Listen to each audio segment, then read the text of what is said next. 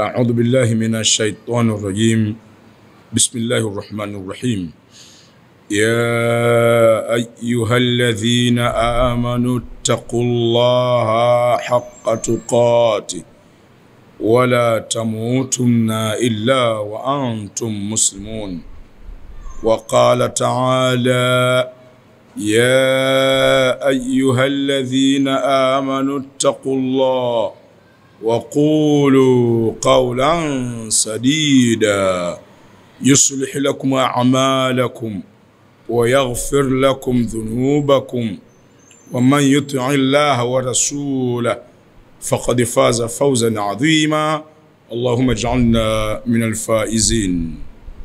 تمشكر سنة الله، tumtakie na amani bwana mtume Muhammad sallallahu alayhi wasallam, mtume ambaye ametumwa kuja kutufunza ustaarabu.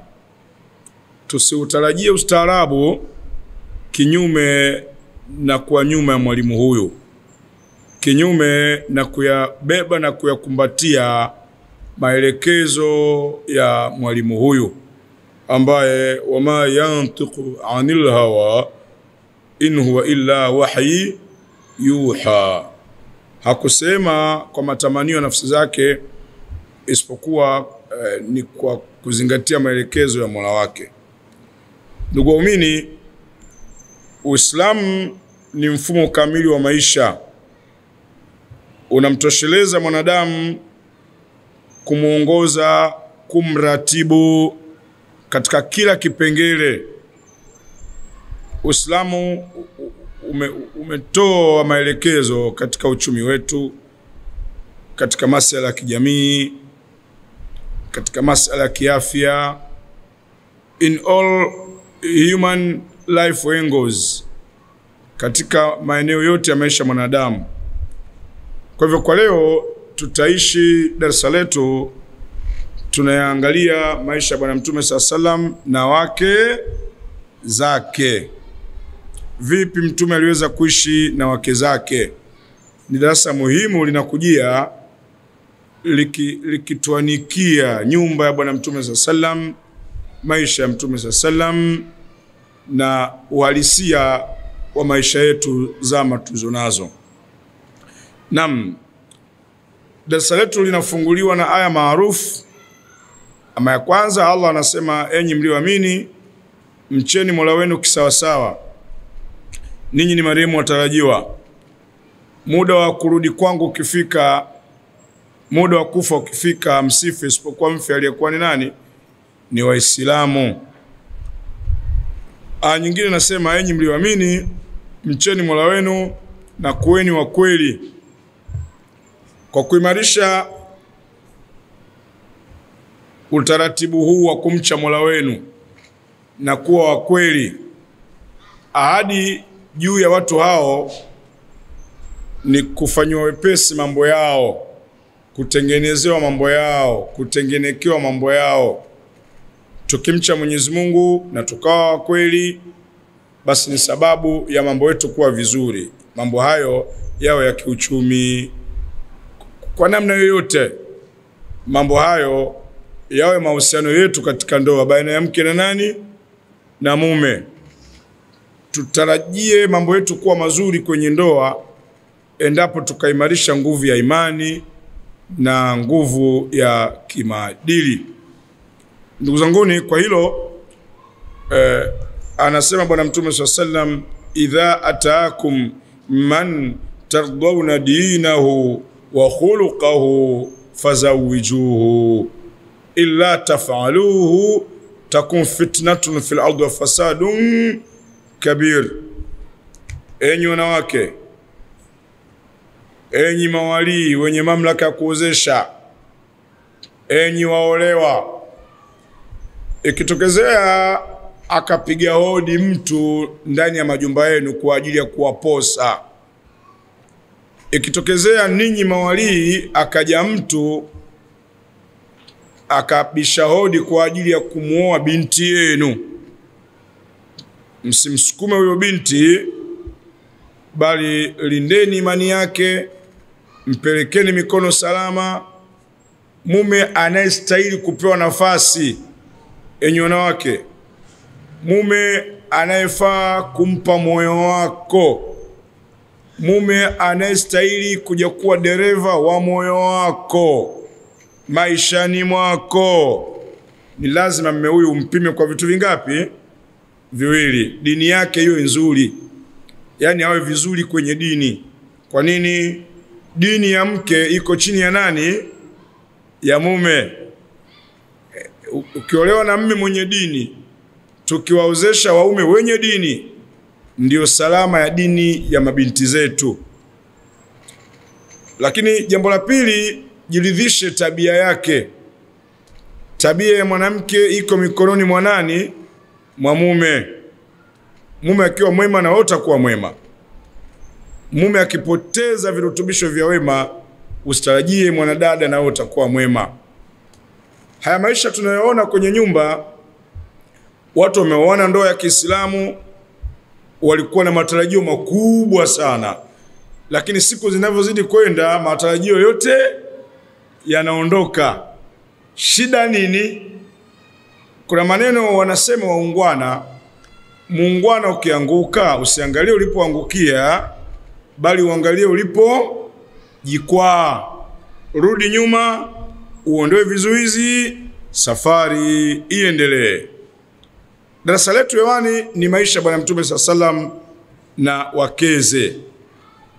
Alikuwa na wake takriban 11, lakini hatuwezi tukakosa kumtaja namba 1 Bi Khadija. Hatuwezi kumwacha kumtaja Aisha. Zainab naye anasema na mimi nitajeni. Hafsa binti Umar anasema na mimi nimo. Bi Sauda, Maimuna, kina Umu Salama, wapo wamejaa tele. Sasa kwa kuangalia maisha haya, cha kwanza maisha ya Mtume SAW na wake zake, kwanza kabisa huyu mume mwenyewe alistahili kuitwa mume. Alivaa kiatu namba 10 na mguu namba ngapi? Namba 10. Leo kuna baadhi ya waume wamevaa viatu namba 10, lakini ukiwaangalia haswa miguu yao namba 2, yani hawatoshi. Kwa maneno mengine, unaona Kwa hivyo huyu alistahili, alistahiki, alitosha ucha Mungu wa hali ya juu, lakini na ubora wake wa tabia. Wa innaka la'ala khuluqin adhim, upo juu kitabia wewe. Aliweza kutosha nafasi ya kuwa mume kwenye ndoa. Yeye ndio sterling wa movie hii, yeye ndio kiongozi wa taasisi hii. Alikuwa vizuri kwenye uchamungu na tabia.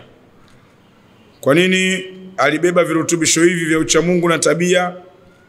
Alikuwa anakwenda kuwa msimamizi wa familia, msimamizi wa wake zake. Wake waje mikono salama.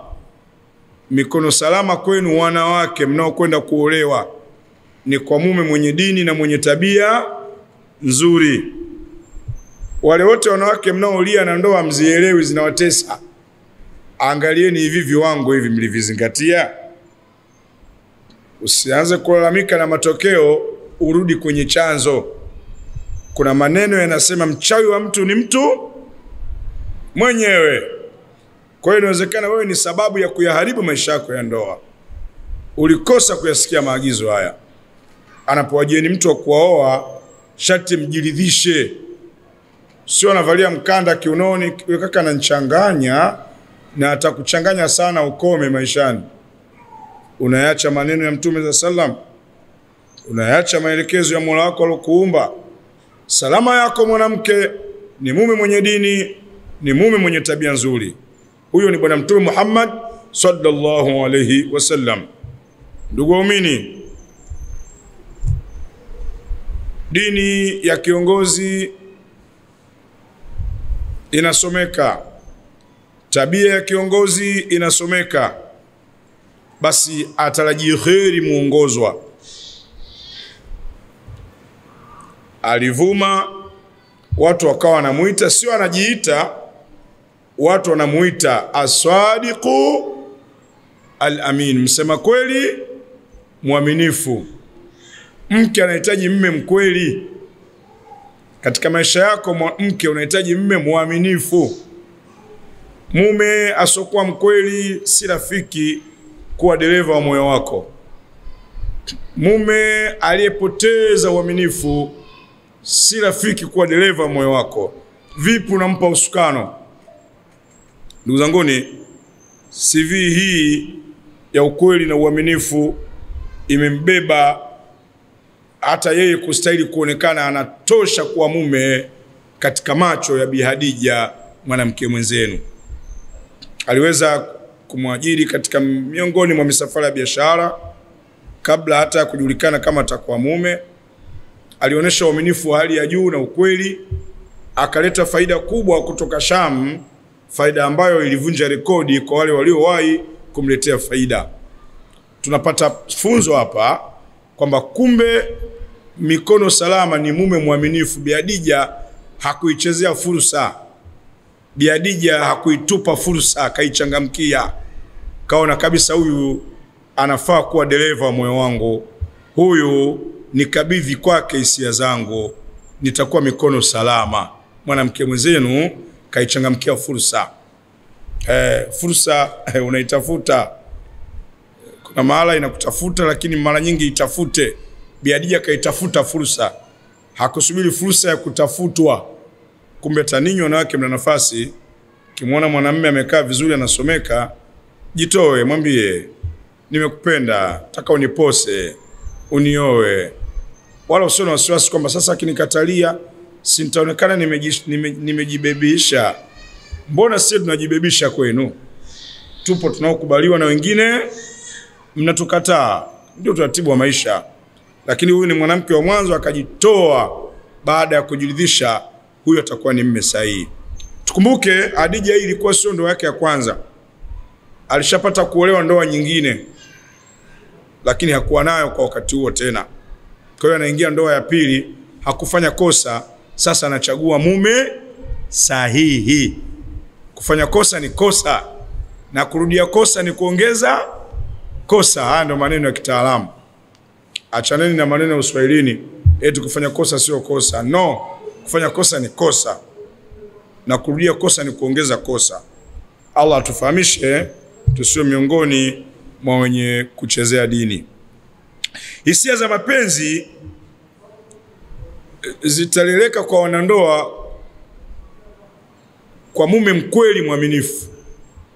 Ukibahatika kuolewa na mume mkweli mwaminifu, huyu atakutunzia hisia. Tambueni kuna wanawake leo kwenye ndoa wamejeruhiwa, wameangukia mikononi mwa waume sio wa kweli, sio waaminifu. Wamebakia kutabasamu usoni, lakini mioyo inavuja nini? Inavuja damu na hawana hamu. Ushakuwa na vitoto vitatu tena kwa operation, na uenda hata kizazi umeondolewa. Sasa hata ukiacho utaolewa na nani wewe?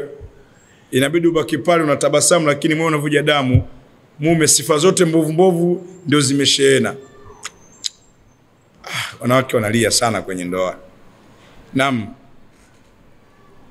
Hisia zitaleleka kwa mume mwenye dini, mwenye tabia, atayajua mahitaji yako. Ukija kwenye ndoa atajua namna ya kukulea. Yeye mwenyewe kwa kuwa na uwezo wa kujilea, huyu ndio anaweza pia kukulea na wewe. Lakini kama mume hawezi kujilea, atakulea wewe? Hawezi kulea. Kama mume anateketea na mipira, hawezi kujilea huyo. Atakuwa mume sahihi kwenye ndoa huyo? Hawezi kuwa mume sahihi. Natambua mwalimu, wanawake wengi mnalia kwenye majumba, hamjapata waume sahihi. Yawezekana mume akapata mke, lakini wanawake wengi hamjapata waume kwenye majumba. Huu ndio ukweli. Au inawezekana mke akapata mume, lakini baadhi ya waume hawajapata wake, wana vituko, wana fotokopi za mtaani, ili mradi aliyekula kala, mradi kushiba, funika kombe mwana haramu apite ili mradi. Na nyimpo kwenye ndoa. Karibuni sana darasani. tunahitaji kubeba virutubisho sahihi. Umma wa Kiislamu unahitaji kujifunza katika maisha ya Bwana Mtume Muhammad sallallahu alaihi wasallam na wake zake. Wakati naendelea kufungua mafaili, inatosha na wewe mdau wetu, hebu iangalie ndoa yako na mumeo inakidhi viwango, imetimiza vigezo, au unasukuma siku unasubiri kufa ili mradi. Naam, Mtume sallam alisimama kama msimamizi, mwangalizi wa familia. Alitenga muda wa kuisimamia familia. Allah anasema kwenye Qur'an, a'udhu billahi minash shaitani rajim, ya ayyuhan nabiy qul li azwajika wa banatika wa nisa'il mu'minin yudhinina alayhinna min jalabibihin dhalika adna an yu'rafna fala yu'dhain. Ewe nabii, anza kwanza kuingiza dini kwa mkeo. Mpe malezi mke, simama nyuma ya mkeo kwa dini yake, mjenge mkeo kimaadili, mke avae hijabu, mke aijaze imani, ili mke huyu aje kukupa ushirikiano katika kukitengeneza kizazi ndani ya nyumba. Aya inaanza, anaambiwa mume aanze kumlea mke, ampe dini mke. Akifanikiwa kumlea mke, mke ukikaa vizuri, dini yako iko vizuri, basi ndio anaambiwa wabanatika, ndio upate mdomo wa kuwapa malezi mabinti. Kina mama mlolewa, msitegemee mabinti wataheshimu hijabu wakati ninyi kina mama mvai hijabu. Kwa hivyo aya hii inatufundisha mume yote anayefanikiwa katika kusimamia familia ni yule anayepata ushirikiano kutoka kwa mke. Mke, beba dini, uwe mshirika mwenza katika hii safari ya kwenda akhera, mkono kwa mkono mpaka peponi. Naam, mume bora anahitaji mke bora. Mume bora, mke bora, hawa ndio watakuwa na uhakika kupata kizazi bora. Tusitarajie kupata bidhaa bora ikiwa mitambo mibovu. Wazazi tusahau kupata watoto wenye maadili ikiwa sisi wenyewe hayo maadili hatuna. Kwa aya hii Allah anamwambia Mtume sallam, anza kumpa malezi ya dini mke wako, muingizie dini mke wako. Ukishafanikiwa level ya mke, hatua ya pili, wa banatika, na binti. Kwa nini? Binti hataweza kubeba athari ya dini ikiwa mama asomeki. Al-ummu madrasatul ula. Wanasema wenye kusema kwamba mwanamke ndio mwalimu namba ngapi? Namba 1. Binti atasoma hijabu kwa mama. Mama ukiwa madhubuti katika stara, utamfanya binti naye awe madhubuti. Lakini mama ukipoteza madhubuti, unapoteza usimamizi. Wewe ndio msemaji, ndio mwangalizi, muda mwingi watoto wapo mikononi mwako. Je, wewe ni mikono salama? Ewe mwanamama, popote ulipo duniani, wewe ni mikono salama? Ni kweli unatosha kuwa mama au fotokopi? Ni huyo binti yako unayemuona anategemea uimara kutoka kwako, unasomeka? Unatosha wewe kuwa mama bora? Naam, tunaendelea. Ndugu zangu, ni kwa hivyo tunaona katika dini tuanze ngazi ya familia ili tutengeneze timu itakayosimamia malezi ya watoto. Maisha ya Mtume na wake zake ni darasa tosha kwetu sisi waumini. Ndoa zetu zisimamishe Uislamu. Ndoa yangu na ndoa yako isimamishe Uislamu. Ndoa za mitume zimesimamisha nini? Uislamu. Naam. Iangalie ndoa ya Nabiiullah Ibrahim alayhi salam na mke wake Hajara na Sara. Kwa upande mwingine, ndoa ya Ibrahimu na Hajara imemtengeneza Ismail. Ismail imekuwa sababu ya tukio zima la watu kwenda hija. Ndoa hii imesimamisha Uislamu. Ndoa ya mzee Imrani na mke wake imemleta Maryam. Hata alipokuja kuwa baba mlezi msimamizi Zakaria hakupata tabu. Ndoa imeusimamisha Uislamu. Wamechomoka watoto wenye maadili wakina Ismail, hata walipotakiwa kuchinjwa walikubali. Ndoa bora inasimamisha Uislamu. Imemuibua mtoto mwenye maadili Maryam, mwanamke mwenzenu huyo. Naona paka nafikia bale hajui tendo la ndoa, amehifadhika. Wako wapi kina Maryam leo?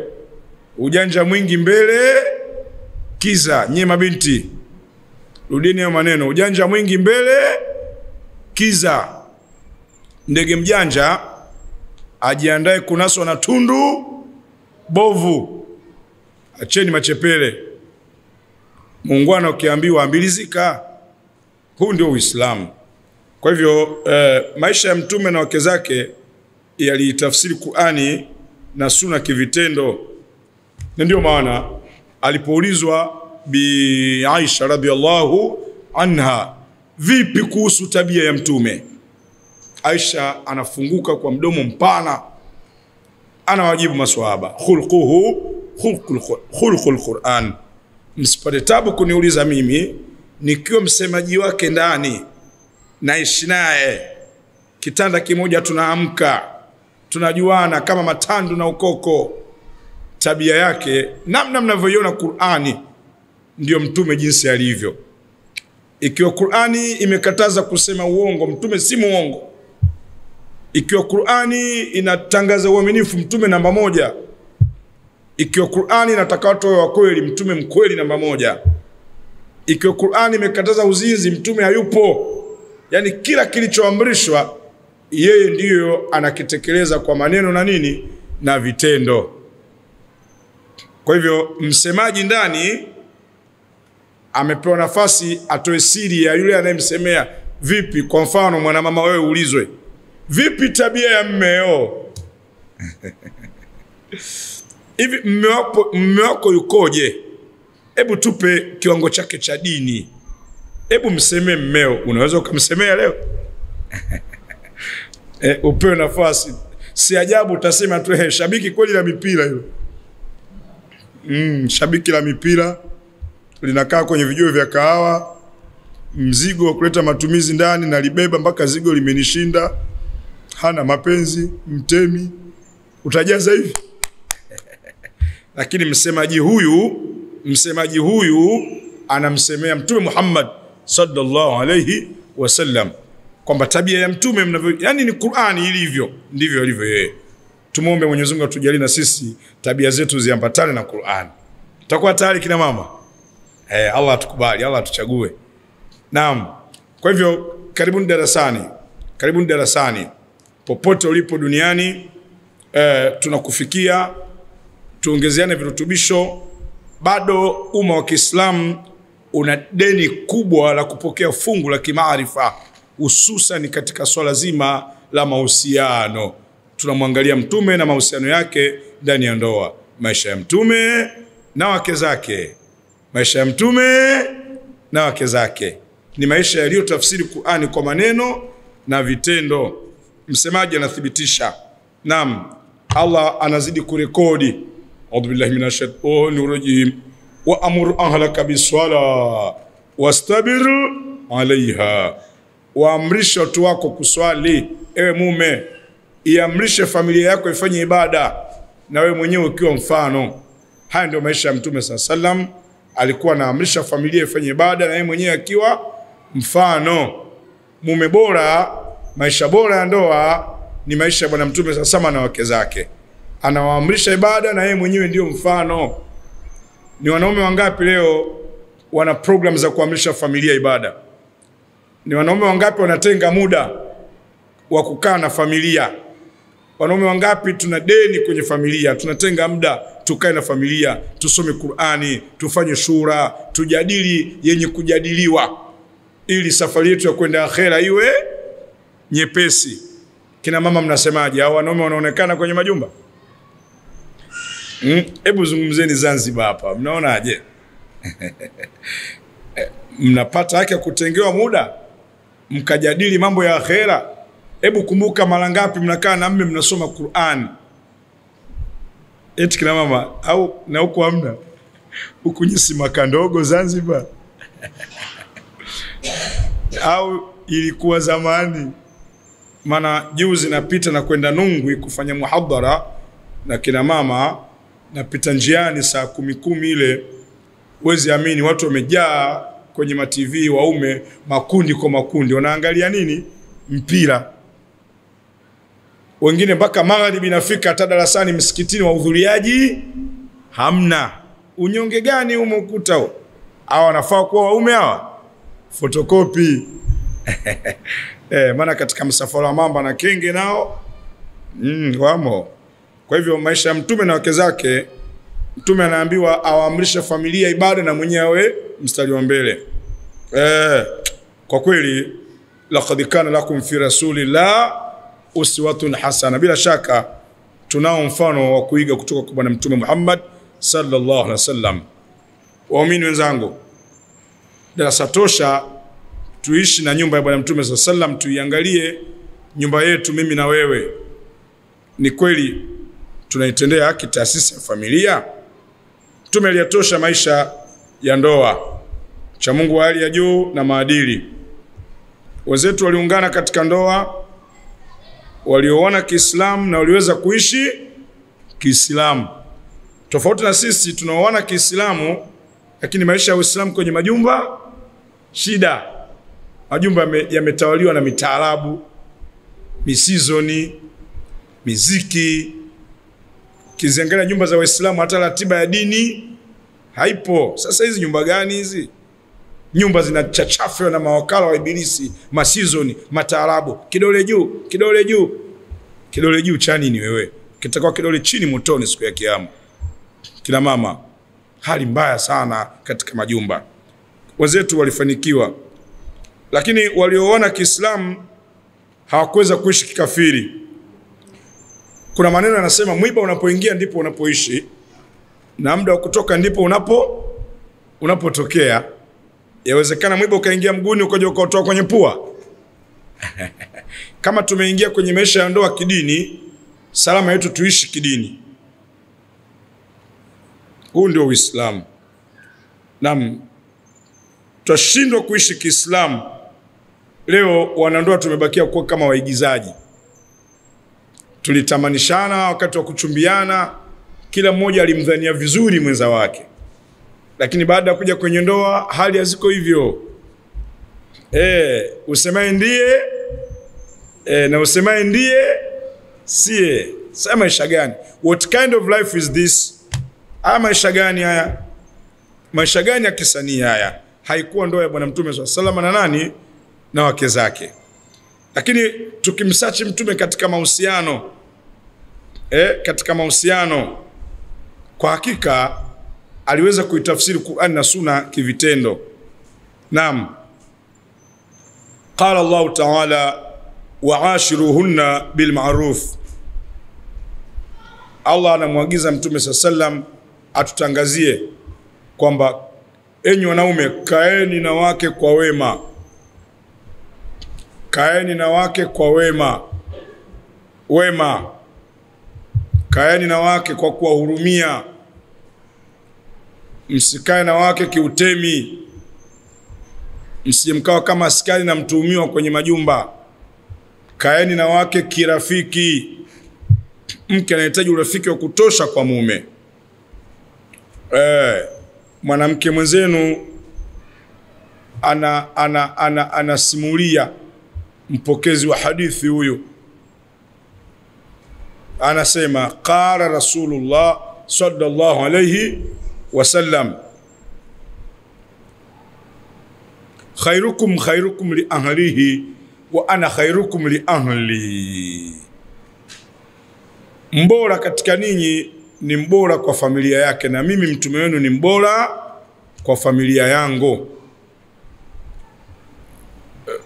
Maneno haya anaendelea kuyakazia tena Abu Huraira radhiyallahu anhu annahu qala Rasulullah sallallahu alayhi wasallam inna min akmalil mu'minina imana ahsanuhum khulqa wa altafuhum bi ahlihi. Hakika ya Muislamu aliyekamilika aswa kiimani ni yule mbora wenu kitabia na ana mahusiano mazuri na nani? Na familia yake. Mwanamume aliyebora kiimani ni yule mwenye tabia nzuri na anaishi vizuri na nani? Na familia yake. Huyo katika kipimo cha wanaume bora katika dini, huyo ni mwanamume bora. Je, kina mama mnao hao bora? Enyi wanaume wenzangu, sisi ni wabora kwa familia zetu? Tuna mahusiano mazuri, miamala mizuri? Mtume sallam alitambua kwamba ili mke awe na hisia za kumpenda mume anahitaji mume rafiki. Ndoa is a love destination, ni kituo cha mapenzi.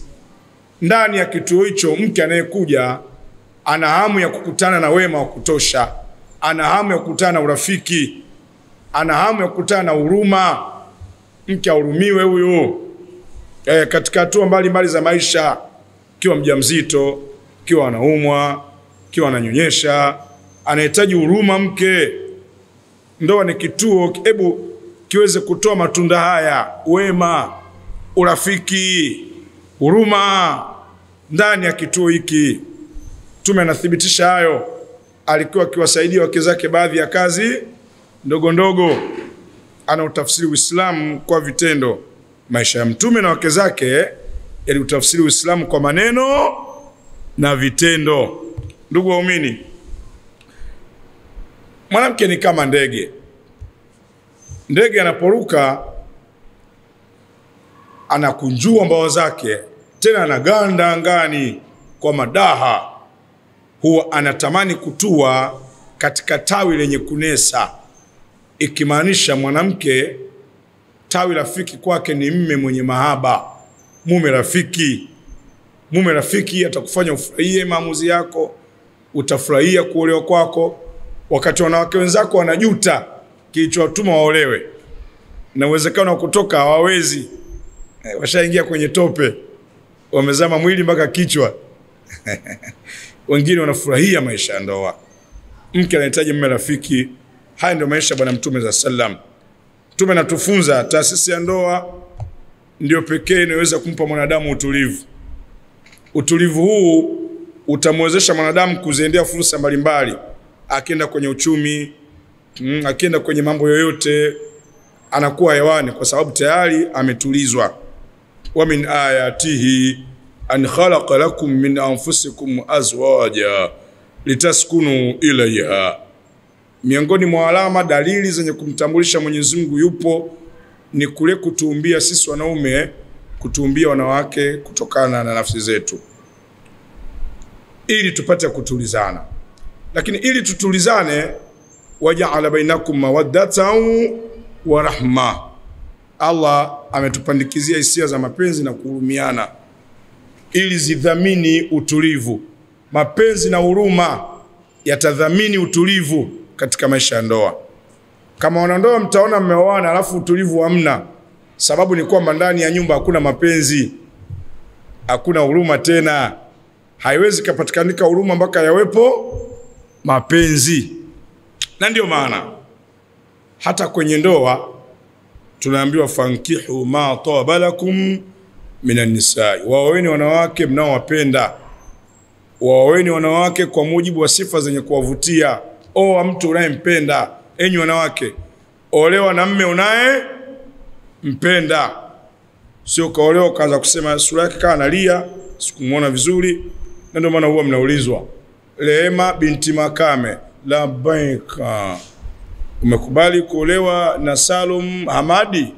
Nimekubali.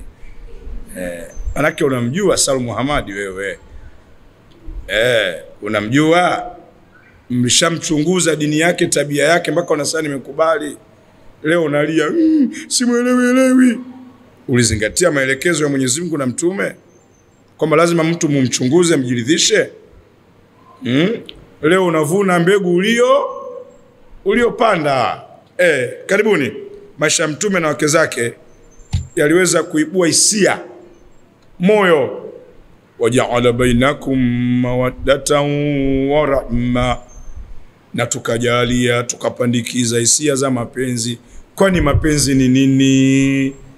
Mapenzi ni nguvu inayojikita katika moyo, inatengeneza hisia. Hisia hizo zinakupelekea wewe kujitoa kwa ajili ya mwenza wako kwa huduma, kujitoa kwa ajili ya mwenza wako kwa kushiriki vizuri tendo la ndoa, kujitoa kwa ajili ya mwenza wako kwa namna yoyote ile ndani. Yani unakuwa na hamasa. Hisia hizi ndio mtaji wa mke na mume kuishi pamoja. Tatizo kubwa sisi Waislamu, ndoa zetu tunaunganisha miili, tumeusahau moyo. Kwa hiyo hatujasoma vizuri darasani kujua vitu gani ukifanya utaulea moyo wa mwenzio, utamsisimua hisia, kadhalika utaamsha hisia. Kila mwanandoa ajione ni sehemu ya mdau. Kila siku fikiria vitu gani ufanye umfurahishe mwenzio na vitu gani usifanye usimkwaze mwenzio. Mtaji huu ni muhimu sana uimarishwe kwenye nyumba. Kuna vitu vinatakiwa viheshimiwe na vidumishwe. Uwe ndio utaratibu wa wanandoa ili waweze kuleana miili. Kwanza utangulie moyo. Sasa moyo usiposhikana, tutabakia kwenye nyumba nyingi leo. Nyumba zilizokuwa nyingi, watu wamebakiza miili katika majumba lakini mioyo haipo. Na ndio maana ndoa nyingi kila zinavyozidi kuongeza umri, wanandoa wanajikuta wanakuwa kama sumaku na mbao. Yani hata nguvu za mvutano hamna. Hata ukiweka pamoja, mume kushika unatamani mwambie sogea huko. Huna hisia. Mwili umekufa, umepoteza virutubisho. Tukiwa kama washauri na saha, wadau katika tasnia ya mahusiano, hebu tutangulie kuunganisha moyo kabla ya kuunganisha mwili. Waliounganisha miili majumbani wanalia. Unaishi na mtu unaona kabisa hana hisia na mimi. Hakuna maumivu makali kama kuishi na mtu asiyekupenda. Fanya unachokifanya, jipure, jirembe, pika chakula vizuri, hata kusifiwa hamna. Mnasemaje, moyo unakufa au ufi? Nakufa. Popo unasubiri kufa tu. Siku ya ndoa ulisindikizwa sherehe, mbwembwe nyingi. Kuolewa ni sheria, kurudi nyumbani kutembea. Uliaga kumbe unaenda kwenye tanuri la mkaa. Pole. Ungejua. Naam, tupo darasani tunaangalia maisha ya Mtume sallallahu na nani na wake zake. Matembezi ya pamoja. Mtume sallallahu alikuwa akilea hisia kwa kudumisha matembezi ya pamoja. Zipo nukuu za yeye kukimbiza, hata kukimbizana na nani? Na Aisha wanakimbizana. Na kushinda unishindi. Hivi ndio vitu vinanogesha, vinaamsha hisia. Matembezi ya pamoja yanaimarisha urafiki, yanaondoa gap la kuogopana. Urafiki ukiimarika, hata mume akiwa mbali unatamani umpigie simu, jamani baby, kama uko mbali naomba urudi, ukuta unataka kunifunika mie. Kumbe unaogopa ule upweke, una hamu. Leo wangapi mnapiga simu kuwaita waume warudi? Na bora hata lichelewe tu. Hata kirudi hata ujione kitu. Maneno mazuri, hamna kurai. Maisha ya Mtume na wake zake ni michezo kwenda mbele. Mtume anasema ipo michezo mingi watu wanacheza. Kuna kulenga shabaha, kuna kukimbia na farasi, lakini kuna mtu kucheza na nani?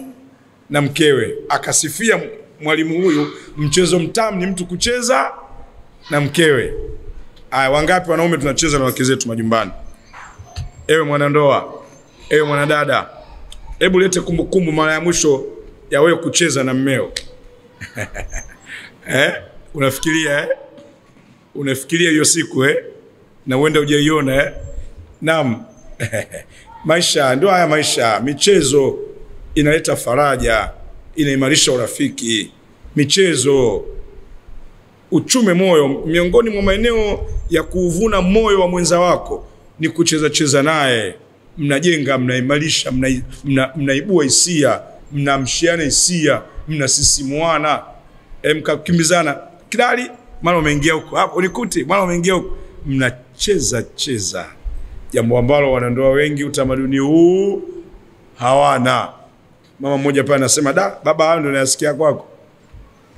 Pole wewe, wenzio wanapata raha ila wewe mume anakupa karaha. Maisha ya ndoa ya Bwana Mtume Muhammad SAW na nani na wake zake, mzaa sana. Tunaona Mtume alikuwa anakaa na Aisha, na Bi Aisha anamwambia, mimi nakujua ukasirika. Unanijuaje? Naam, ukikasirika wewe mke wangu Aisha, wewe unaapa kwa jina la Mola wa nani? Wa Ibrahim. Na ukifurahi unaapa kwa jina la Mola wa nani? Wa Muhammad. Kaambia, umenijuaje? Kweli umenijuaje? Kuanzia leo mtapa kwa jina lako. Haya ni maisha, mume anamjua mke na mke anamjua nani? Anamjua mume. Maisha ya masiara ndio maisha ya wanandoa. Tunao maisha hayo Zanzibar, Makandogo. Haya maisha tunayo kwenye majumba au yamebakia kwenye vitabu? Bali insanu ala nafsihi basura. Kila mmoja auseme moyo wake. Maisha ya Mtume na wake zake ni kutenga muda. Mtume alikuwa anatenga muda, anakaa na wake zake. Ni sunna mume atenge nini? Muda. Mke unapenda upate mume akutengee muda, mkae mpige story, utoe taarifa za nyumba. Leo mume wangu Abdulaziz kaniudhi hiki, na kwambia jirani yangu Malaiki kapita dada mmoja kavaa gauni imekaa kama katuni. Basi unachanganya tu maneno, wala tu useme. Wataalamu wa mawasiliano wanasema mwanamke kwa kutwa anazungumza maneno takriban 250,000, lakini sisi wanaume tunazungumza nusu ya maneno yenu. Kwa hiyo unatakiwa upate muda useme ili afanye nini? Yatoke. Haya, wanawake wangapi mnatengewa muda na waume zenu? Mume mwenyewe anachomoka 11, anarudi saa 6 za usiku. Kisha maliza miaka kwenye mipira huko, akija pale kama zigo. Maisha Mtume na wake zake yalitafsiri Qur'ani na nini? Na Sunna. Mjali mke, umpe thamani. Mtume ametafsiri Qur'ani na Sunna kivitendo. Alishirikisha wake zake katika mambo ya familia. Hata pale palipohitaji ushauri, Mtume alishuka chini na kuchukua ushauri kwa nani? Kwa wake zake. Ni katika ule mkataba Hudaibia, baada ya kufunga mkataba wa mambo 8 baina ya upande wa Uislamu na Makureishi, Mtume sallam aliwaamuru maswahaba wafanye zile ibada za kiumra. Baada ya kushindikana watakuja mwakani wanyoe, wafanye nini, wachinje nini. Lakini wale maswahaba walivyoona ule mkataba unawaminya wao, wakamgomea Mtume. Mtume akarudi ndani, katika mmoja wa wake zake alikuwa naye katika hilo zoezi. Mke wangu nimewaamrisha, maswahaba wamenigomea, nafanyaje? Akamwambia, nenda kazungumze kwa lugha ya vitendo, kaanze wewe kunyoa na wao watanyoa. Ushauri wa mke umenusuru dini. Mke naye ni mtu muhimu kwenye maisha. Leo wanaume wengi wanathamini wanawake. Mwanamke anapewa nafasi ya kutoa mchango? Amna. Unamwambia mume wangu, hiyo shughuli unayofanya utoke utoboi. Amna, mimi mwanamume. Haya, tuonege huo wanaume. Anaenda kafeli. Haya, vipi huo wanaume? Bahati mbaya ndo kamaliza. Kwa hivyo maisha ya Mtume na wake zake ni ushirika wa kuheshimiana. Mke naye ni sehemu. Mtume anatufundisha mke ni mshirika katika hii safari ya kuelekea akhera. Apewe nafasi ya kushauri, jambo ambalo ndoa zetu hazitafsiri maisha ya Mtume na nani? Na wake zake. Ndugu zangu, ni yapo mengi ya kuzungumza, lakini tutayapunguza kiasi. Maisha ya Mtume na wake zake ni maisha ya kupongezana, kusifiana, ni maisha ya ucheshi, maisha ya story, ni maisha ya kuleteana zawadi, ni maisha ya kuambiana na kupenda. Ndio maisha ya mke na mume hayo. Katika Sunna ya Abu Daudi, kana Nabii sallallahu alayhi wasallam yuqabbilu Aisha wa yamusu lisanaha. Mtume alikuwa na utamaduni wa kumbusu mkewe Aisha na kumnyonya nini? Ulimi wake. Ndivyo hivyo imekuja hadithi. Kubusu ni katika sunna. Haya ndio maisha ya Mtume na wake zake. Leo wengi midomo kama ina matege. Midomo kama imeparalyze. Shida inakuja hapo. Kwa hivyo maisha ya Mtume na wake zake ni maisha ya furaha, maisha ya kirafiki. Mtume alijitahidi kuwalisha wake zake maeneo matatu. Maana aliwapa maneno mazuri masikioni, aliwalisha chakula matumboni, na aliwalisha vizuri ibada ya baba na nani? Na mama. Aliweza kutosha kila eneo maisha ya Mtume na wake zake. Ukimsachi Mtume katika ndoa ya mathna, yeye aliongeza kwa maslahi ya dini. Tofauti na sisi tunaongeza wake kwa maslahi ya kukomoana. Au umemchoka huyu mke tayari kisha sura kama analia, ndio unaongeza mpya. Tena uongezaji wenyewe unakwenda kumdhalilisha mke wako huyu kwa huyo mwanamke mpya. Nakwambia mimi nakuongeza wewe, mke wangu kama gogo linasubiri kuchoma mkaa, alijitingishi na hivi utanangwa. Sasa huyo mke mdogo naye anayekuja kwenye ndoa, huyo mume kakosa adabu na yeye anataka kuja, zile aibu zako anaanza kukuchapia. Yapo hayapo? Yapo. Kwa hivyo maisha ya Mtume na wake zake hakukuwa na dalili kwamba eti akitaka kuongeza mke mpya amponde mke alotangulia. Ujinga huo hamna. Naona ni uadilifu kwenda mbele. Tujifunze kutoka kwa Bwana Mtume Muhammad sallam na wake zake. Ndugu zanguni, tuwajifunze wake zake, wakina Aisha, wakina Hadija, wakina Sauda, wakina Maimuna, wakina Ummu Salama, wakina Zainab, wakina Hafsa. Maisha mazuri kabisa. Angalia maisha ya Mtume na Bi Hadija. Hadija amemliwaza Mtume sallam wa kwanza kuingia kwenye Uislamu, wa kwanza kutoa mali zake kwa ajili ya nini? Ya dini. Ni Hadija aliyepeleka chakula mapangoni. Hata alipofariki Hadija, baadaye Mtume alioa wake wengi.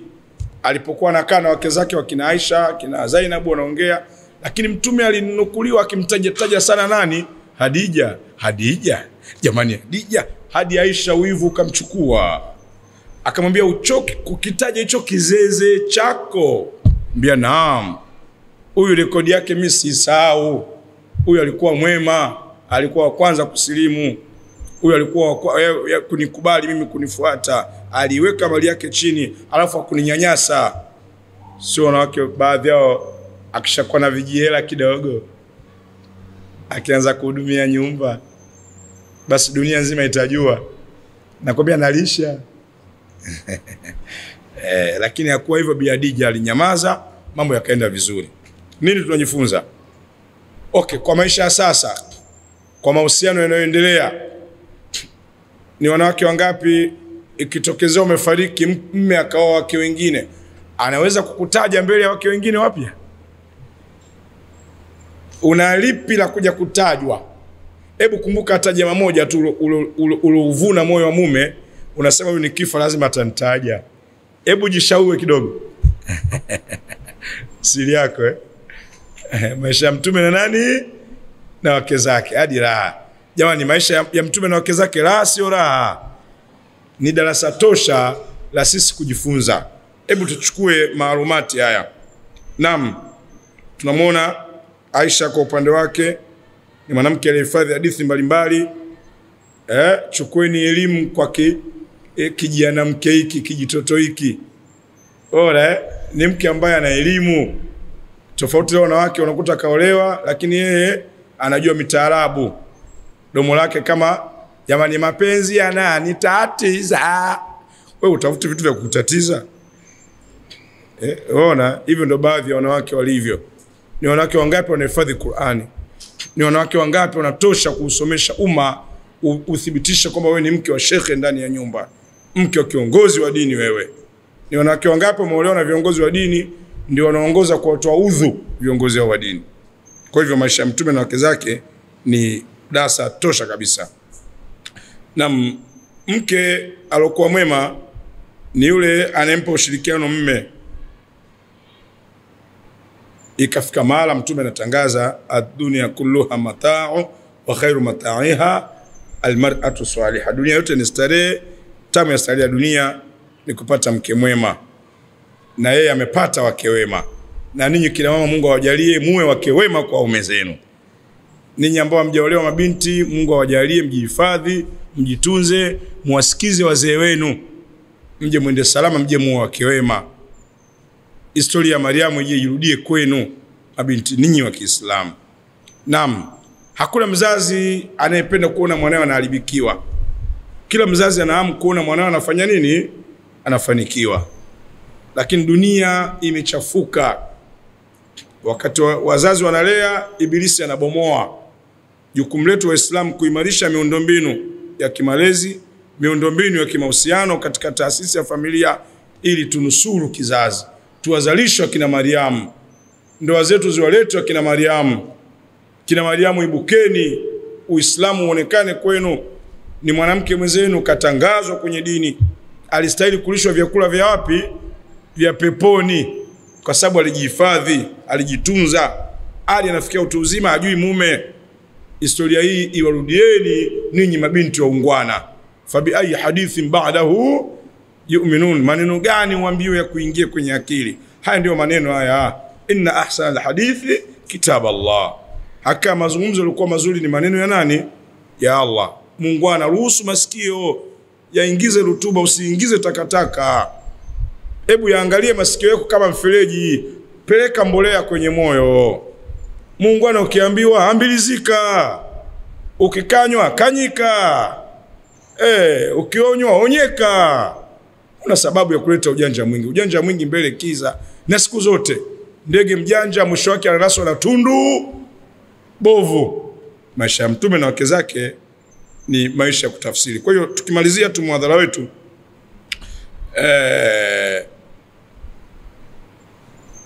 wakati Mtume anatangaza ndoa ndio starehe namba 1, na kupitia maisha yake yeye na wake zake alithibitisha ulimwengu kwamba ndoa ni starehe namba ngapi? Namba 1. Ni nyumba ya Bwana Mtume SAW. Wanawake walishindana kuonekana machoni mwa mume. Ni nyumba ya Bwana Mtume SAW. Wanawake walikuwa watiifu, kila wakiambiwa kitu sami'na wa ata'na, wanasikia. Hata pale waliporekodiwa kuleta kidogo kumsumbua Mtume kwenye asali, walipokanywa yakaisha. Hata pale walipokaa kikao kuonesha kwamba Mtume vipi, mbona hatupati dunia, watu wanaishi vizuri, wanakula vizuri, sisi maisha yetu haya, wakakanywa maisha ya Mtume kufanya dawa. Mkimkubali Mtume na nyumba ya akhera, tulieni, wakakanyika, wakatulia. Hii ni kuonesha kwamba maisha ya Mtume na wake zake ni kwamba mume alikuwa mume kwa wake ambao ni watiifu. Ili na sisi waume tupate starehe ya dunia, tunahitaji wake watiifu, tunahitaji wake wenye kutazamika. Maisha ya Mtume na wake zake, Mtume alikuwa ni mume kwa wake ambao waaminifu. Waaminifu. Hata ilipotokea kashfa Bi Aisha kutangazwa kwamba amefanya nini? Amezini. Baada katika moja msafara ya vita alibakia nyuma muokota viatu na mnyama, alafu Aisha alienda kujisaidia, akatoka na muona, akampakia wakati msafara umeenda mbele. Wanaingia kwenye mji, watu wakaanza kusema kwamba sio bure, paka na panya wakai pamoja, wakaanza kusambaza uzushi. Lakini Qur'ani ilikuja kufanya nini? Kumsafisha kwamba si kweli. Ni kuonesha maisha ya Mtume na wake zake ni maisha ya uaminifu wa hali ya juu. Hebu tuyaombe sisi maisha haya yawe ni maisha ya hali ya juu. Mwanamama uliopo katika muhadhara, hebu yaangalie maisha yako kwa mumeo, ndivyo unafanana na wake wa Mtume kwa mume. Enyi wanaume wenzangu mnaosikia muhadhara huu, na wajieni kutoka hapa Zanzibar, viwanja vya Muungani huko Kisauni jirani. Hebu kila mmoja tafsiri, angalia maisha yako na mkeo. Wewe ni mume bora? Wewe mwanamume mwenzangu, wewe ni mume bora? Historia ya maisha ya Mtume na wake zake hii hapa mezani. Je, kwako wewe inaweza kujirejea? Inapata nafasi historia hii? Laqad kana lakum fi rasulillah uswatun hasana. Bila shaka tuna mfano wa kuiga kwa Bwana Mtume SAW. Mtihani wetu leo, hali halisi ya maisha yetu katika ndoa. Ndoa nyingi zimezeeka, ndoa nyingi zimefubaa, ndoa nyingi zimepauka, tunasubiri kufa tu. Hatuhitaji kuishi maisha hayo. Hebu tuyachague maisha mazuri. La ilaha illa Allah Muhammadur Rasulullah. Mimi ni mwalimu wenu Dimoso, ni mshauri nasaha kutoka mkoa wa Morogoro, nikiwa katika ziara. Ujaji wangu wa Zanzibar nilipata mwaliko kwenye ijtimai. Mashallah, ijtimai imeenda vizuri na nimepita kufanya salamu baadhi ya misikiti hapa Zanzibar. Ijumaa nimepata fursa kuongea na umma waumini katika msikiti kwa Sheikh Uthman Maalim hapo kwa Mchina, na ninaendelea na darasa mbalimbali misikiti mbalimbali na redio zote hapa. Nishaanza redio Salam, nimekuja redio Adhana, na Jumanne namalizia redio Nur kumtangaza Mwenyezi Mungu na Bwana Mtume Muhammad sallallahu alayhi wasallam. Naam, kwa hivyo nawakaribisheni ili tuweze kushauriana, kuulizana, lakini kutanuana. We have to broaden our understanding, tutanue uelewa. Namba yangu ya WhatsApp ni 0715 719 215. Namba yetu ya WhatsApp hiyo 0715 719 215. Karibuni. Tunasoma ndoa kupitia WhatsApp, tunasoma ndoa kupitia YouTube. Kwa namba hiyo unaniandika tu Mwalimu Dimoso. Hebu itamkeni Mwalimu. YouTube unaandika hivyo unanikuta. Ukenda Facebook unanikuta. Ukenda Instagram na 0715 naam 719 215. Tualikane popote pale, tunafika sisi popote pale. Dunia, the world is like an egg. I'm approachable. I can be invited. I respond. Naitika popote pale. Mawasiliano ndio hayo. Tutafutane, tualikane. Kama watu wanaalikana kwa sababu ya show za muziki, kwa nini tusialikane kwa ajili ya kumtangaza Mwenyezi Mungu na Bwana Mtume sallallahu alaihi wasallam? Umma una kilio kikubwa katika masuala ya mahusiano. Dunia leo inalizwa na vitu vitatu: uchumi ni gogoro, afya ni gogoro, na mahusiano nayo ni gogoro. Tunahitaji sasa kubeba virutubisho ili tuweze kujinasua kwenye changamoto hizi tatu duniani. Tuitane, tukaribishane, tualikane. Mwalimu Dimoso kutoka Tanzania. Assalamu alaikum wa rahmatullahi wa barakatuh.